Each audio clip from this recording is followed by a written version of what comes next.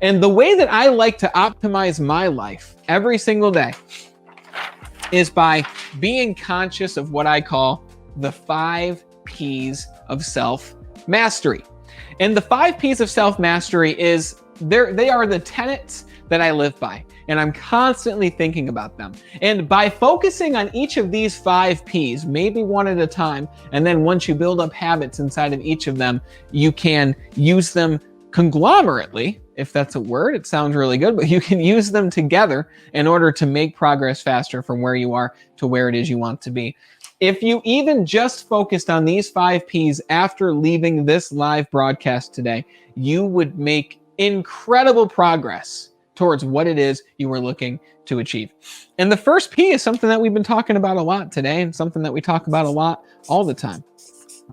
You have to have a plan. At any given point in your life, you have to know where it is you're headed. You have to know your vision. Without a vision, the people perish. That's a quote from the Bible, right? This is something that's been talked about for thousands and thousands of years. So again, I've asked you 4 times throughout this live broadcast alone, but what is your vision?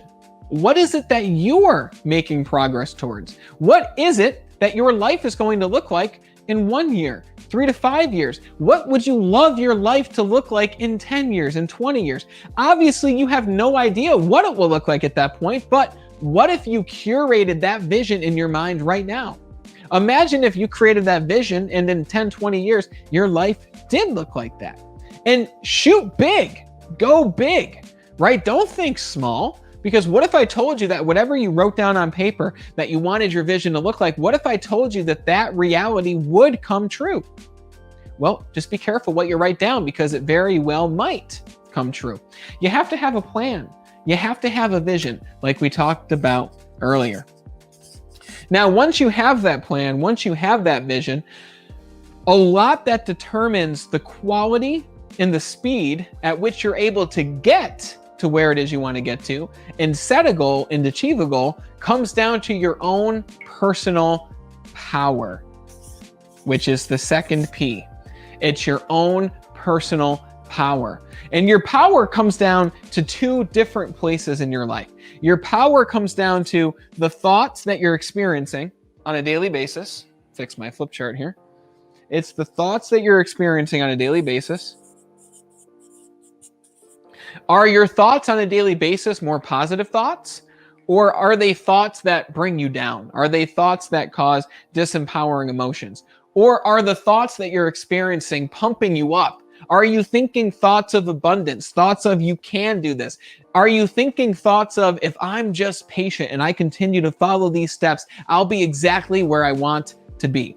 What are the thoughts that you're practicing on a daily basis? That's one of the elements of power. And the other element of power is probably the first one that came to mind for you, which is your physical power, or your levels of energy.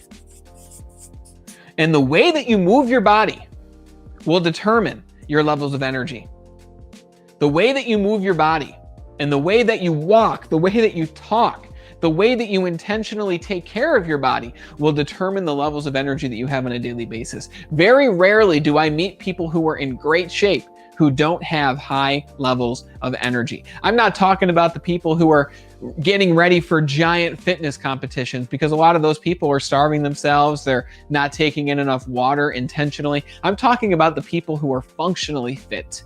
I'm talking about the people who walk each day. I'm talking about the people who go to the gym a few times a week, 3 times a week. I'm talking about the people who place intention behind their physical fitness. Your levels of energy and power will determine how the rest of these 5 P's work together. That's the first 2 P's. Now, once you understand those, now we can start to think about the question of, what am I here on this earth to do? What are my talents and abilities that I can use in order to help other people? But also, what is the unique story and what are the unique experiences that you've lived in your life that you've learned from? What are the lessons that you've learned that you can give to people who are going through the same exact thing that you went through just 5 years ago, or even 1 year ago? The third P is, what is your purpose for being here? Now, you don't need to go off and start a business to live your purpose. You can live your purpose and help other people who were where you were just 1 year ago with your fitness or your emotions or your finances. You can help them in your community. You can help them at local clubs. You can help them by getting on a live broadcast and broadcasting to them all around the world. You can live your purpose at your job, right? Your time and your labor is the most valuable thing you can give anyone. So what if you could derive more meaning and more purpose from what it is that you're doing on a daily basis at your job? And you might be saying, Brandon, I don't like my job, right? Brandon, I'm thinking about going somewhere else. But let me ask you this. How does your job tie into what you're good at?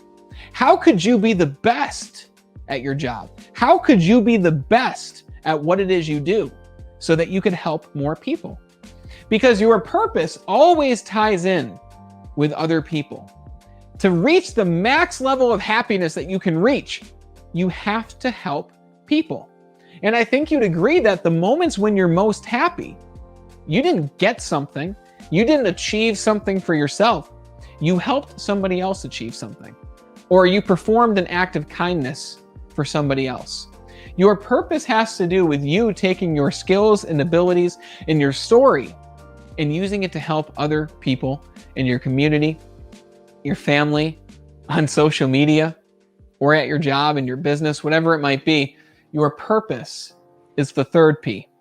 Now, once we've got a plan, once we're practicing the routines and the rituals that will give us the power that we need, once you align with your purpose and ask yourself, how can I live my purpose today? That leads us to the fourth P, which is surrounding yourself with other like-minded people who are ahead of you in the game. We're not looking for friends who are below us, right? We want friends like that so we can help them to get to where it is we are, to offer them support, to offer them guidance, to offer them a listening ear. But you want to not be the smartest person in the room. You want there to be a lot of other smart people there, okay? You want to feel uncomfortable at times with the group of friends that you're spending time around, because that means that you have a lot to learn. And if you can surround yourself with smarter people, they're going to elevate you to their level. You are the average of the 3 to 5 people that you spend the most time around.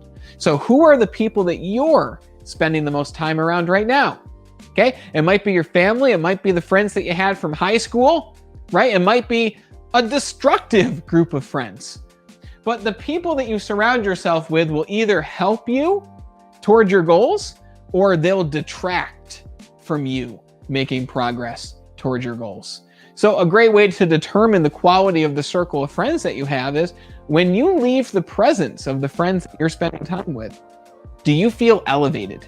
Do you feel better after spending time in their presence? Or do you feel drained? Do you feel low energy?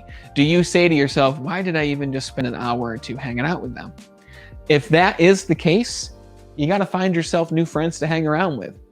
And at times, depending on what it is you're doing, you're going to feel lonely. You're going to feel like there aren't a lot of people. That's why people is the fourth P, because it's important that you have these things down, the plan, the power, the energy, aligning with your purpose. It's important that you understand these things first so that you can attract the right people into your life. And once you have these 4 Ps, it's all a matter of building momentum. It's all a matter of making the 5th P, which is progress. And now that you've got these 4 Ps on lock, you understand them, you're practicing them, you're assessing your progress in each of them. Now it's just time to be aggressively patient. Time will pass, but the aggressiveness that you have and the focus that you have towards your goals will cause you to make faster progress towards the vision that you just created for yourself at the beginning of this broadcast. So once you place a focus on all 5 of these Ps, you're going to be in a great place. because you're going to run into challenges, but you understand that those challenges are actually there to help you grow. They're there to help you improve.